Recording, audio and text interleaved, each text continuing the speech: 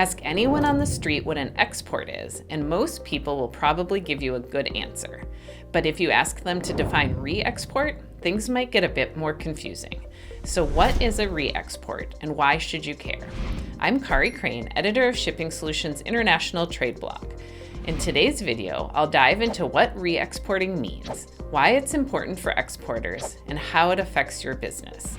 But before I get started, make sure you subscribe to this channel so you don't miss any of our basics of exporting videos.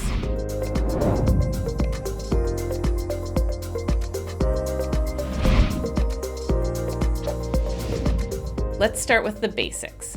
According to the U.S. Bureau of Industry and Security, a re-export is the shipment or transmission of an item subject to the Export Administration Regulations, or EAR, from one foreign country to another foreign country.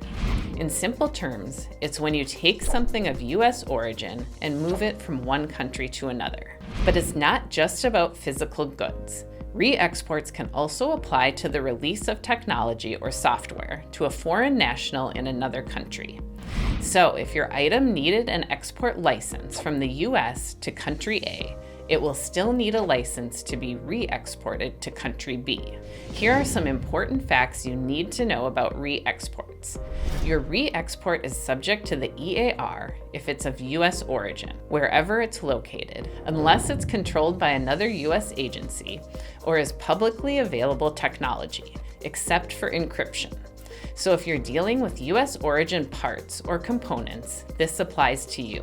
For foreign companies that incorporate US origin parts into a finished product, there are a few steps you must take. First, classify the US origin parts according to the EAR classification system. Next, determine if these parts are controlled content and if they require a license to be re-exported. Finally, figure out if the US controlled content is greater than 25% of your finished product's value.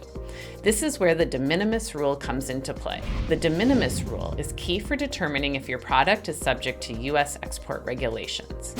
The rule says that if controlled US content in your foreign-made product exceeds 10% for countries like Cuba, North Korea, Syria, Sudan, and Iran, or 25% for other destinations, your product will be subject to the EAR, and you'll need to classify and potentially license it. If the US controlled content in your product is below these percentages, you qualify for the de minimis exception, and your product isn't subject to the EAR.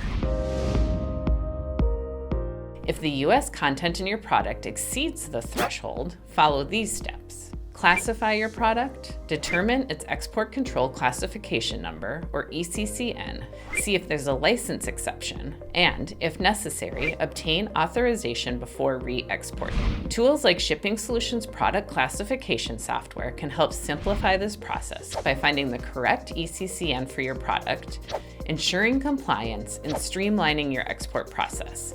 There's a link to a free trial below. As you can see, re-exports and re-export controls can get complicated.